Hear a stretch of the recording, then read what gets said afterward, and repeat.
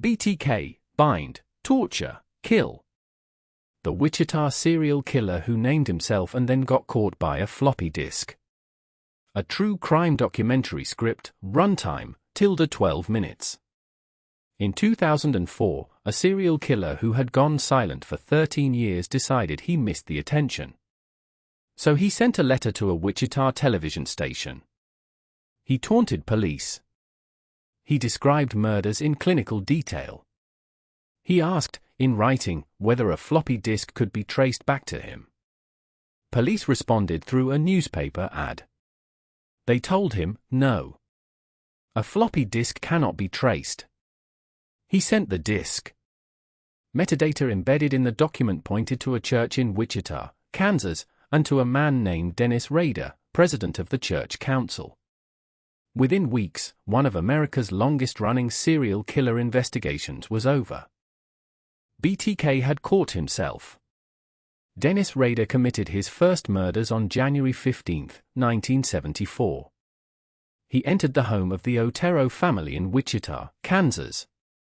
He killed Joseph Otero Sr., his wife Julie, their 11-year-old son Joey, and their 9-year-old daughter Josephine. He tied them up, strangled them, and watched them die. He later said he had fantasized about this for years. He was 29 years old. He had a wife.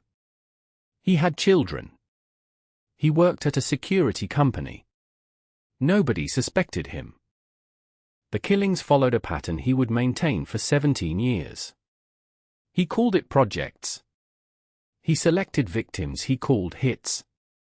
He kept trophies, jewelry, driver's licenses, photographs. He wrote detailed journals describing his fantasies in language so clinical it reads like a project proposal.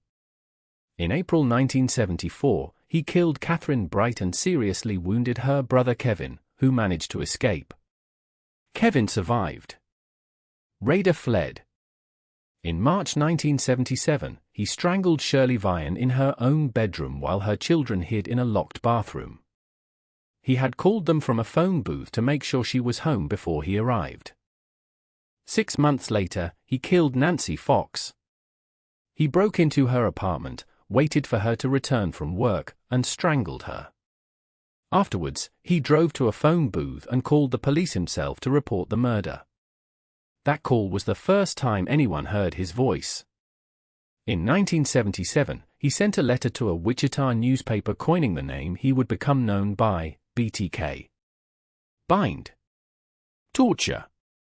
Kill. The letter described the Otero murders in detail only the killer could know.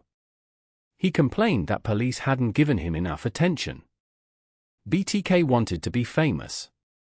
Between 1979 and 1985, there was nothing. Investigators believed he might be dead, or imprisoned for something else, or that he had moved. He had done none of those things. In 1985, he killed Maureen Hedge, a neighbor who lived on his street. He took her body to his church, photographed it in various poses, and then buried her in a ditch outside the city. He later told investigators he had used the church to act out what he called projects.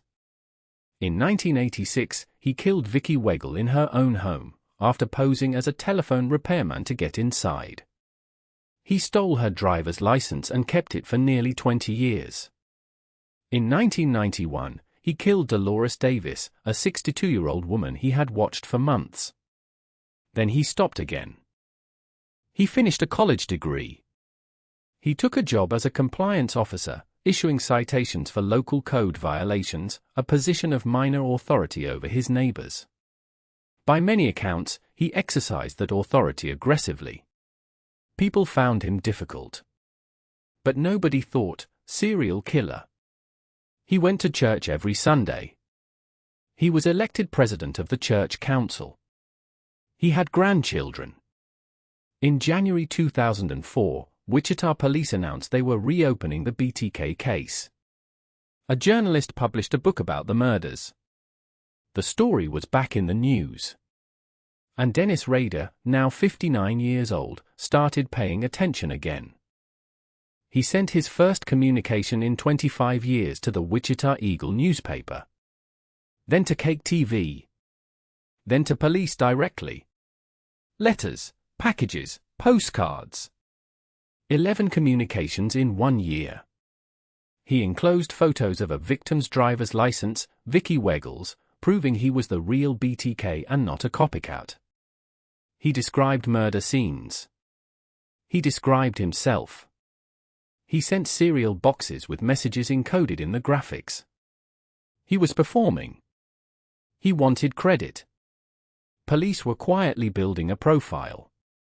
They cross-referenced church membership records, DMV records, criminal databases. Hundreds of potential suspects. In February 2005, Rader sent a purple floppy disk to KSAS-TV.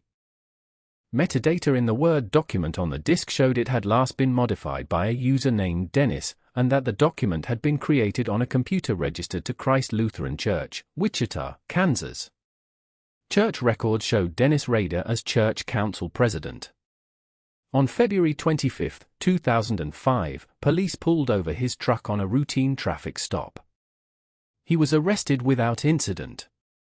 What followed was unlike anything in modern criminal justice.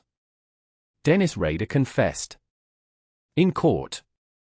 In detail. In his own words.